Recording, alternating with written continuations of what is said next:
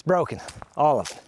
It's all broken. Backhoes, welders, generators, compact contractors, that didn't even make sense, compact tractors.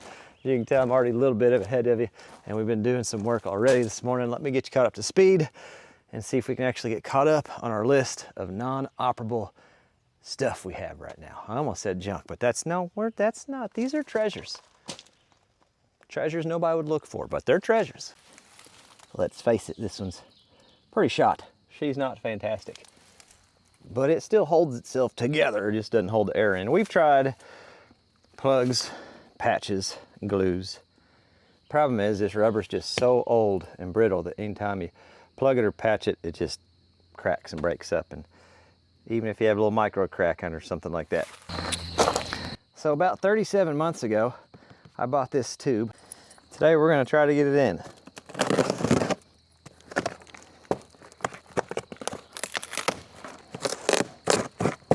Using my nice serrated knife. It shows it should work on a 16 by 9 by 28, which we are 16 by 9 by 28. I've installed a few tubes, not a lot. Definitely wouldn't consider myself a professional. But one thing I have learned, I do like to inflate it and then deflate it. It just seems to go in easier. Anytime I've tried to just put it in before inflating it, we always end up with problems, or it gets twisted around, or where you think the valve stem should be, it wants to be somewhere else, and it just kind of rips itself. So we'll put some air to it, get her stretched out, deflate her.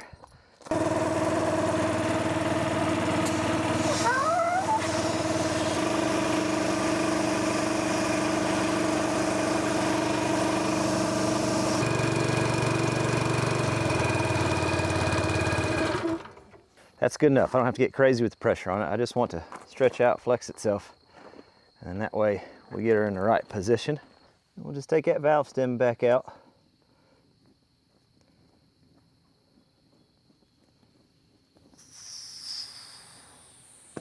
Let her deflate a little bit. Then we need to get this thing fired up so we can get her jacked up and off the ground. Nothing is more permanent than a temporary solution that works. That's science.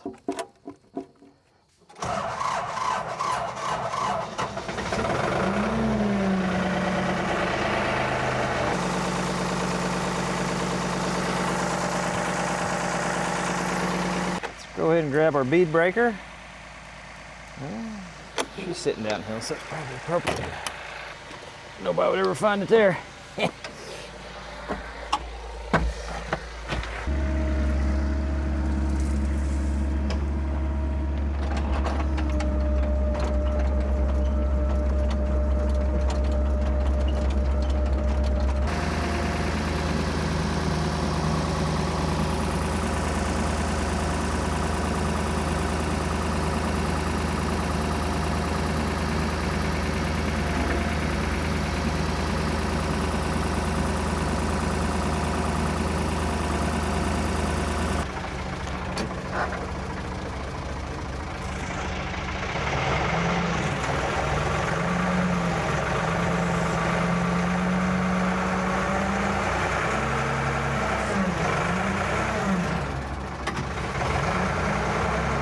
There it goes.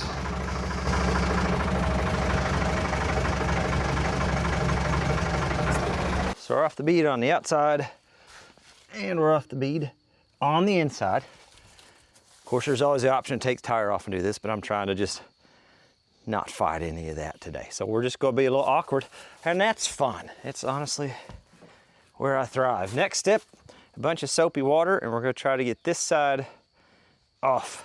Now they make tire lube, they make all kinds of stuff for tires, but if you don't do tires every day, like I don't, you're just doing it on occasion when your stuff breaks.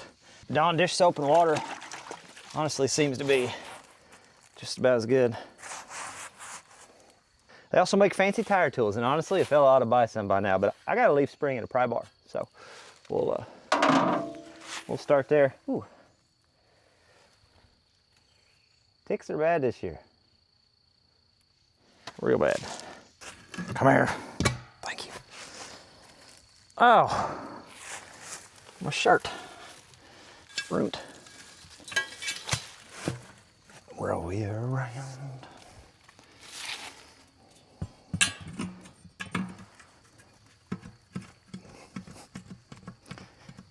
bite. Just keep working our way around until she comes off there.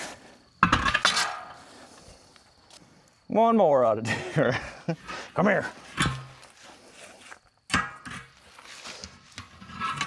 All right. Oh, we got to take the valve stem out first. Now, obviously, because the tube comes with its own valve stem. How handy.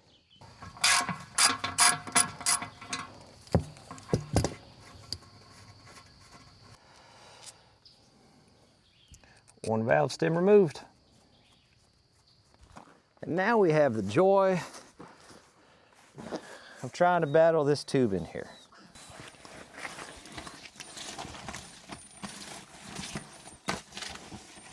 More lube, the better. I'll get her all lubed up here.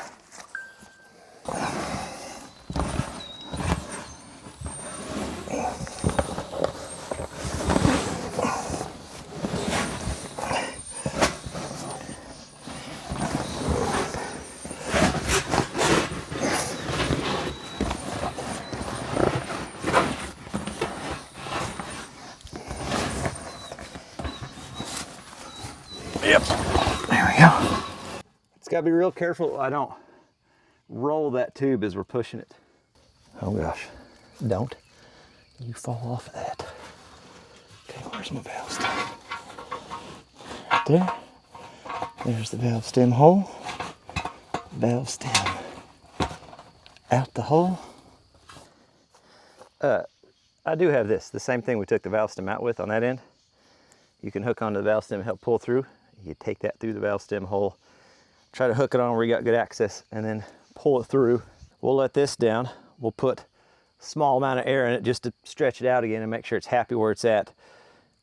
We find out it's happy where it's at. We'll set the tire back on the rim and we'll inflate it the rest of the way.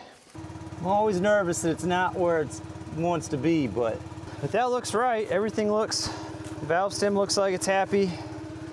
Everything looks okay.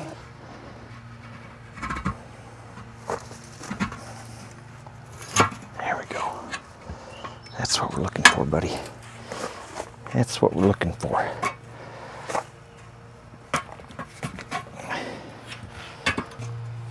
Just really worried about that tube.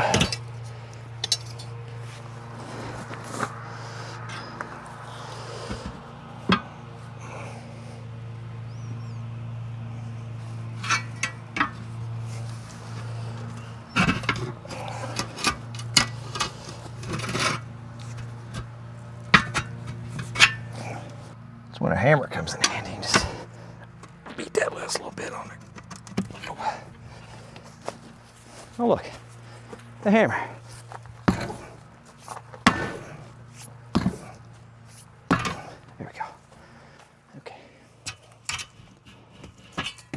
Now, the odds that we put a hole in that tube somewhere, pretty good, if I'm being honest. I don't know if I was as careful as I should have been. Tell you here in a few minutes, but I'm not feeling great. You know, we're just out here trying our best, and I'm not sure it's enough today. You know, most days I'm like, yeah, we'll get it. You know what I mean? There's a little doubt today. There's a little doubt. Let's see what happens here. We'll see what happens.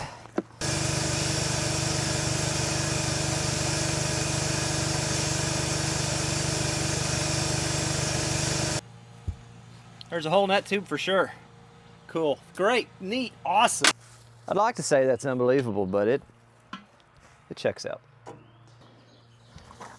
Do it nice because we do it twice, you know, that's what they say. I still have some big patches left, so I really wanted to get this stuff moved and this tire fixed. So here's the previous patch. I mean, you can see why it failed. That glue, or my prep work, probably the prep work, just didn't do much for me, did it? So I've got some bigger ones. The hole is located right there. I'll go get a clean rag here in a second, but we'll just try to get all this nasty stuff out. with this dirty rag. I got some acetone and some rags. We're gonna get that inside prepped. Let's call that the next step. Just trying to get all the water out too right here. I don't need a bunch of water around this. I'm gonna take a flapper around next and clean it up real good, even more than what we've got.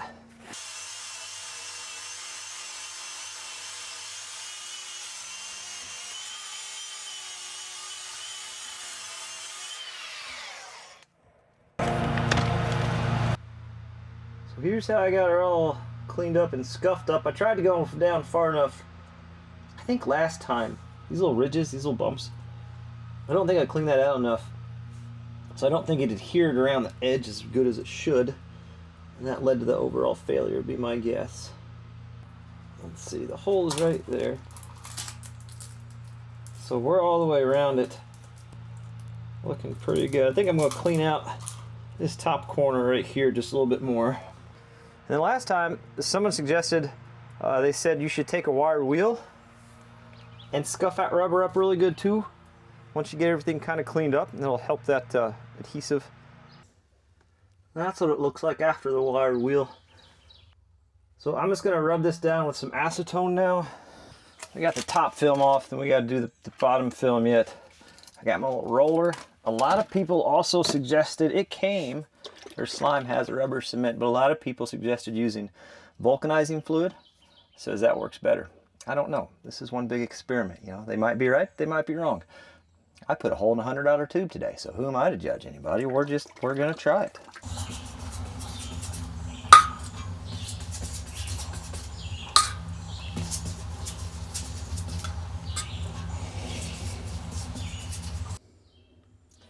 So the vulcanizing fluid is supposed to actually cause the rubber to break down and then reset. At least that's the way people explain it online. And it does appear to be doing that, so. We're gonna let that sit for a little bit and see if it doesn't set up before we try to put that on. Let's go see if we can get those new brushes put in the welder and if that fixes the welder issue. So I bought this thing, I think I made a video on it 3 years ago from Dirt Perfect for like $1,000, I think is what I paid them. And it's been fantastic, but with anything, there's maintenance. And aside from the oil and, wow, that's really all I've done to it maintenance-wise. I haven't really had to put a whole lot of work into it. It's been a pretty solid unit and continues to be a pretty solid unit, but the other day it wouldn't produce power anymore. I never did check the welding leads. I honestly don't know if that's connected or not. Couldn't tell you, but I do know I run this a lot as a generator as well, and I just want it to be capable to do that. So just real quick, while I'm in the mood to fix things that are broken, let's fix this, because it's broken.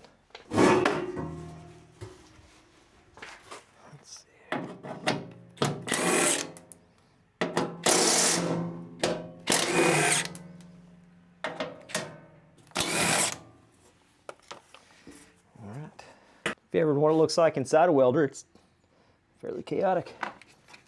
Couldn't tell you a lot about it, other than here's the brushes.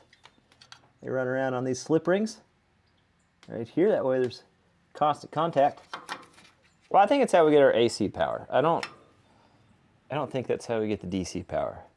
I think that's just the AC power. Yeah, you tell me. If you ever wonder what the inside of my socket drawer looks like, fairly similar to the inside of a welder. Chaotic. Like $10 they sell organizers for that, you know? But look at me go. Just out here, eyeballing my life away. I found him. Here's the part number for it if you're looking. Okay, I'll show you again. Hold on. Here's the part number for it if you're looking for it. Hopefully that shows up okay. What I had to do, it took me a while to find these brushes, which if you know something about brushes, you could probably just look at them and know what size and that you need, but I don't know. This welder was so old that they changed the part number. So the part number that I kept finding for it, I couldn't track down the right brushes. And I finally found on a Miller forum that they had changed the part number from the old part number to the new part number.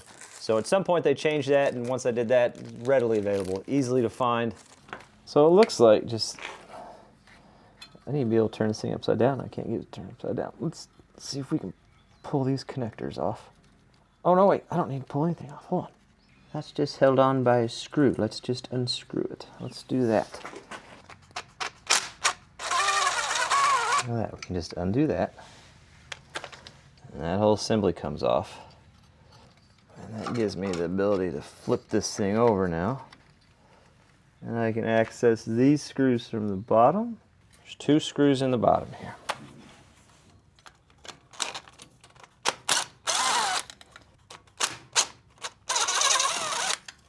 Okay. That little cover comes off. Okay, you take that little cover off. Looks like it's going to slide out the back side. And now somewhere in this creation is one of these. How do I get that out? We can unscrew that. Look at that. And there it is.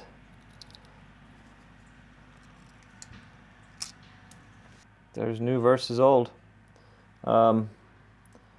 Widths appear to be the same. Size appears to be the same, but definitely worn down. So then we should be able to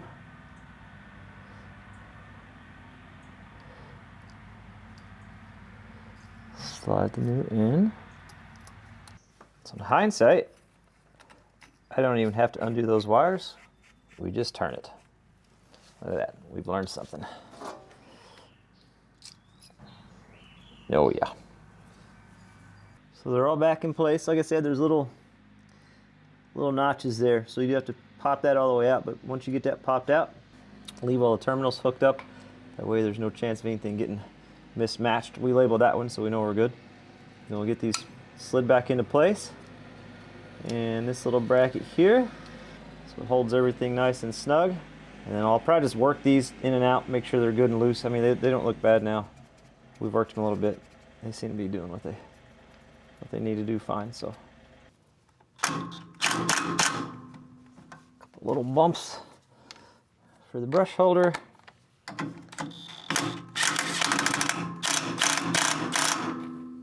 A lot of people say this is a great time to clean the slip rings.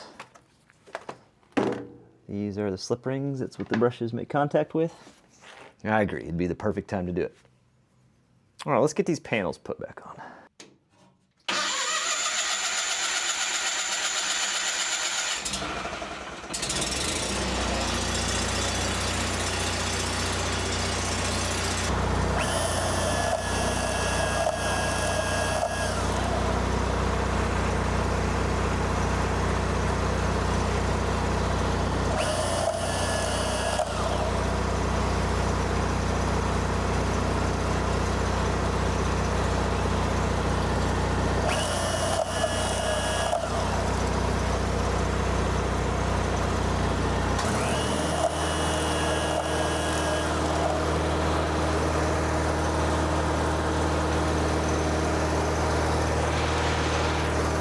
So there's one thing fixed and actually working. That's wild. We're gonna redo this spot. We're going to eventually, the long-term goal is this gets moved outside. We build a little like dog shed on that back side, and then this and the tank are outside, and then we can run the welding leads kind of in through a wall, make like a little door, I think is what some people call it. The short term, we're gonna just pour a small pad out there for that propane tank and run the propane through the wall. This being leaned up and strapped in over here was temporary. I've just never gotten around to doing it. But definitely want to get that tank outside. So we're just gonna kind of leave this sit for the time being. That exhaust is warm, that's wild. And we're gonna move on to the next thing, which is this rig. She's been doing fantastic since the rebuild, minus this thing. And there's air just coming out somewhere. So we're gonna try the easy fix. We're gonna stuff it full of slime. That's what we're gonna do. We're gonna see if that fixes it. If it doesn't fix it, we'll probably just have to order some new tires for it, because these are pretty old. They're the same tires I've had on it since I've had it. I cut them for a little bit more tread, which actually has worked really well. But they're in the same amount of shape as that backhoe tire is. They're pretty rough. A lot more affordable than a backhoe tire though. This stuff's pretty simple to use. It's pretty self-explanatory, but step one, you take the valve core out. Most of these, whatever brand you have, the tool is built into the cap at some point. Shake vigorously for 30 seconds. Probably ought to do that. Position valve in upper half of tire. We did, right? Check on all of those things. And then basically we just put all this stuff in, and it says to drive around. So we got a little bit of cleanup we're going to do with the tool on the back. Valve core goes back in.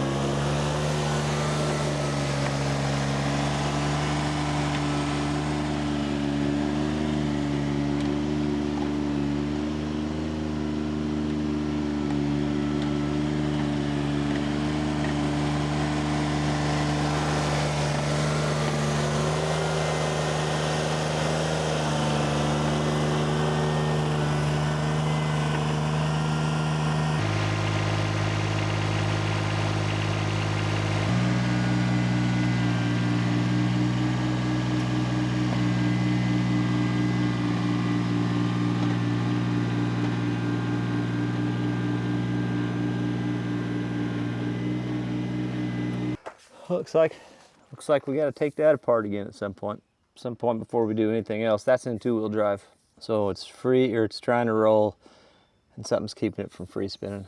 I think we've had both sides off of here and redone them. The good news is the tire's at least my concern anymore. Oh, cool. Cool. Just because I know you'll ask, everything we need to start putting this back together, or we're going to start putting this back together with, is in, except for the seal for the transmission. I'm gonna go ahead and change that out because there's not an easier time to do it. It's actually supposed to come in tomorrow, so later this week we'll start trying to combine those two engines and get that slid in. So here's the next thing we gotta try to get going. Generator ran flawlessly, didn't really have any issues with it until all of a sudden it just didn't run anymore, wouldn't start. And a common problem with these is down here at the bottom of the carburetor. See that little cylinder sticking out, and it's got a wire there. It's got a little fuel shutoff solenoid. And apparently those fuel shutoff solenoids can fail, but I don't even know if that's the problem. So we're just gonna take this out and do what a lot of people have done on the internet. I got the solenoid out, but I think I'm gonna have to look somewhere else for the problem because it seems to...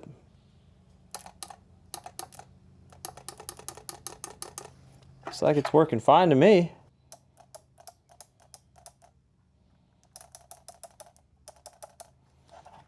Looks just like the needle on a carburetor or on a float would. Well, I'm assuming it does the same job, just keeps it from flooding out. Shuts fuel off, but I don't know for sure. Well, let's just check some simple basics. Let's pop the spark plug out, check for compression, see if we even have any compression, and then see if we got any spark. Give her a few pulls, see if we get anything.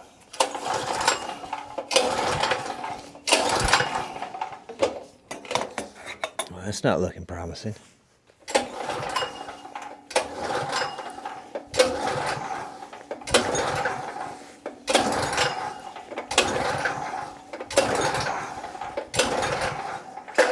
Not 100% sure what the compression should be on this generator, but I'm guessing more than 15. I think we got something going on there.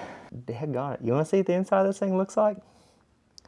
Might tell us a little bit more of the story. I'm not against it. I'm not against popping this top end off real quick. Take the valve cover off and see what we're seeing in here. Am I imagining something here? Is there a valve cap missing off that valve? See the valve cap right there? Normally there's a little cap rides on top of those valves. I don't see a valve cap on this one. It's getting serious. The Ziploc baggie is out.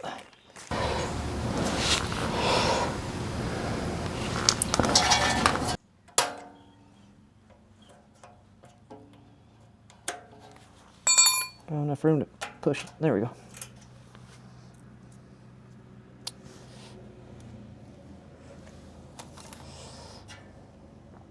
That one sits down in there. That one doesn't really sit down in there, so maybe that's right. Maybe only one side has it. Guys, help me remember that it's the exhaust side. Check the obvious, make sure there's nothing living in here. Looks clean as could be in there.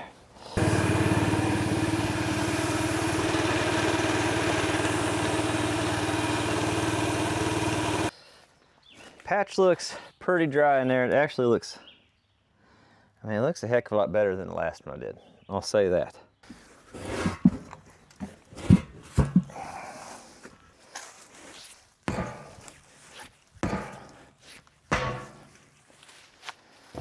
All right. It's apparent that I used grease last time to try to set the bead. So the valve core is out, and then I've got an air fitting where there's nothing on the inside. It's gutted, so it just free flows whatever the hose can supply.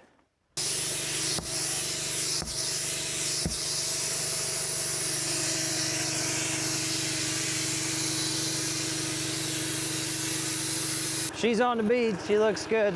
I'm not gonna tell you how I did it because I don't think you should do it that way, but that's how I did it because it's late and I'm tired. Anyway, I'm actually letting some air out because it's a tad close to no tire, honestly.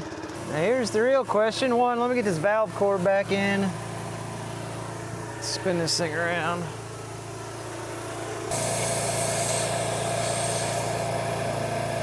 Where my patch is, right here's where the patch is at. Right there.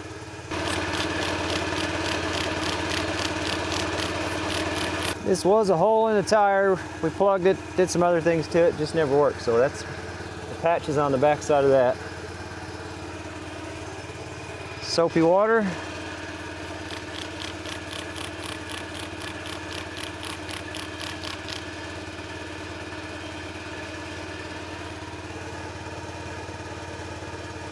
Not bad. That's exciting. There's a chance this tire might be fixed. There's a chance it's got 27 other holes in it somewhere, but that one's looking good.